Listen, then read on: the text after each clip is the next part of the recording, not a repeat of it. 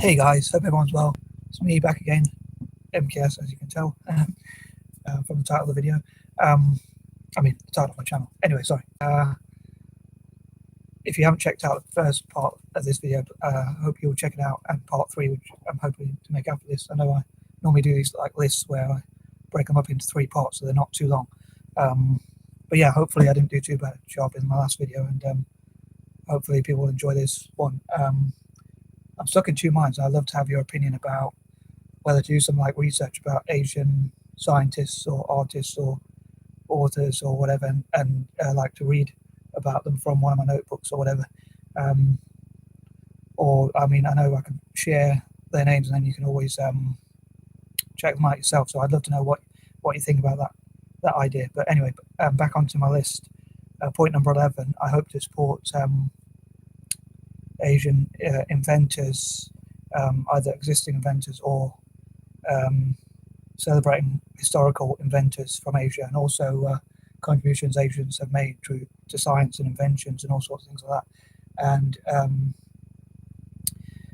possibly talk about some of the cool videos that are out there from other YouTubers as well about Asian inventors and what Asians have contributed to science and invention and stuff like that, and also like future inventors as well from Asia, how to encourage more people to get the confidence to invent things, and also hope to support people from Asia generally to be innovators, ideas people, entrepreneurs, and that sort of thing, maybe to gain their confidence, and also like to change perceptions mainly about special needs or learning disabilities, whichever term you prefer. So for instance, dyslexia or dyspraxia or things like that.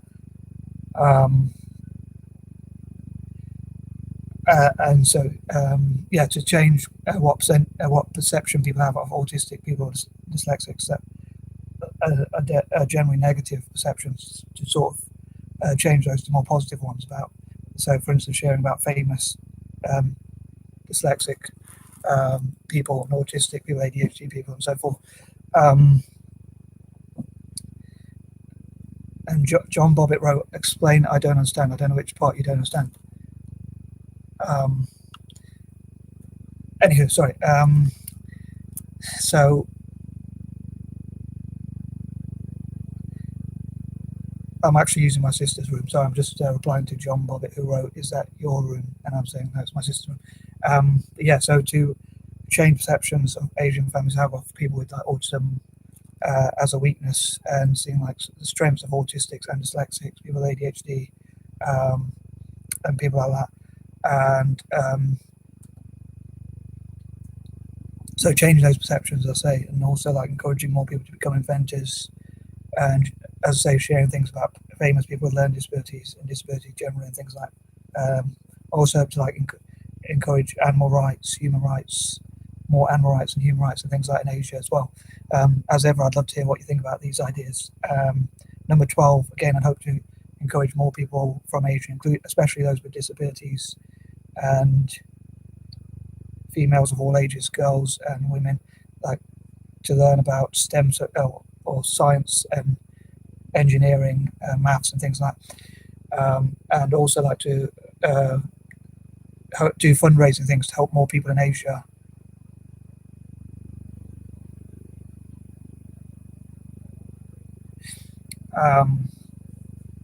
to support more people in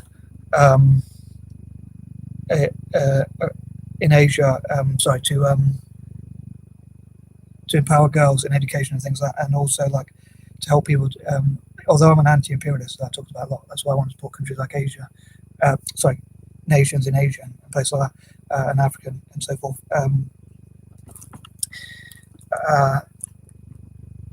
But I think even as an anti-imperialist, I think that English is like an important language, because it's a sort of universal language.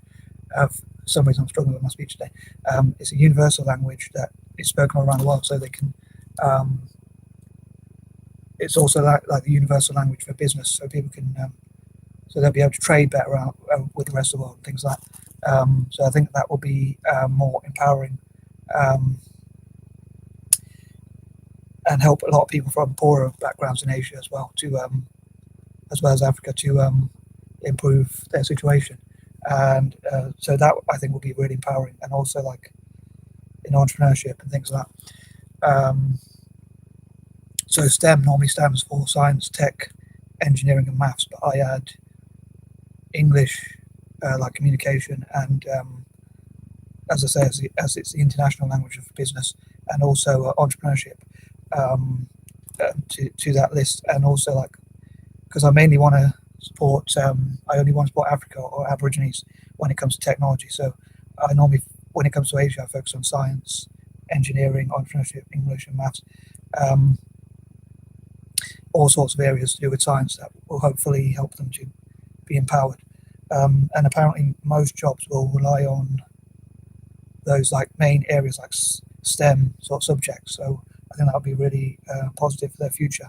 But again, I hope to share videos to inspire more people from Asia to become entrepreneurs, especially in things like that. And share those good videos that are online. Part 13. Oftentimes I struggle to think about what to include for part 13 because I normally have these patterns, and I have the fear of the number 13. I can't remember how you pronounce it, but I know there's a name for it, but it's quite a long, complex name. So, but I'm thinking like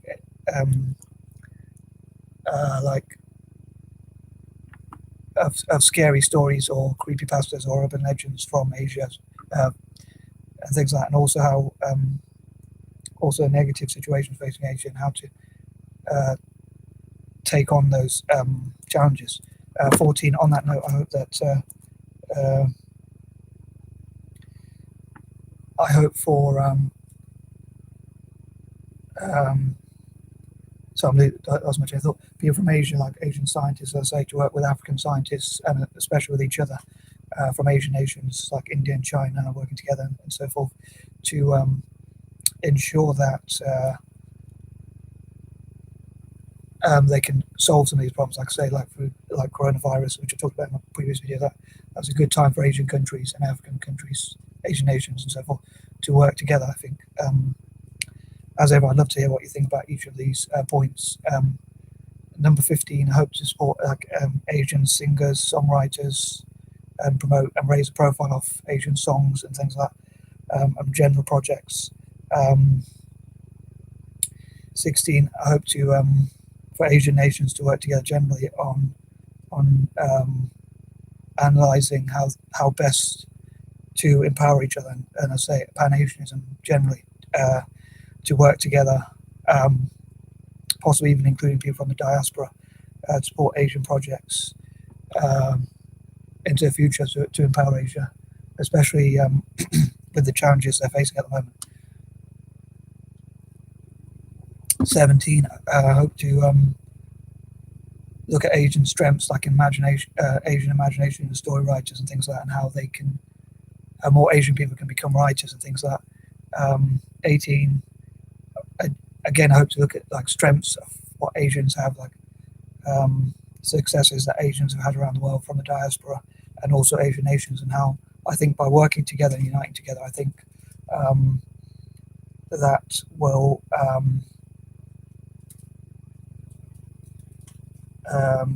help them to be better in the future. So I'd love to encourage Asian nations to work together. And encourage them to think that how that could help to benefit them in the future, because I think that a united Asia is a stronger Asia as well. 19, again, hope to support Asian writers over time and all sorts of projects to do with Asia and things like that. Point number 20, I'd love to hear your opinions and your ideas about how you think Asia could be empowered now and into the future. Obviously, you can't do much about the past, but what Asia could learn from the past, perhaps, to empower its citizens of all ages and backgrounds, how to empower more women and have more animal rights and things like that. I think that covers everything for this part of this video, but I hope someone out there will like this video. Thanks in advance for any support, ideas or suggestions, or or any perhaps any fundraising you do for people in Asia. Anyway, I'm going to stop waffling. Peace on.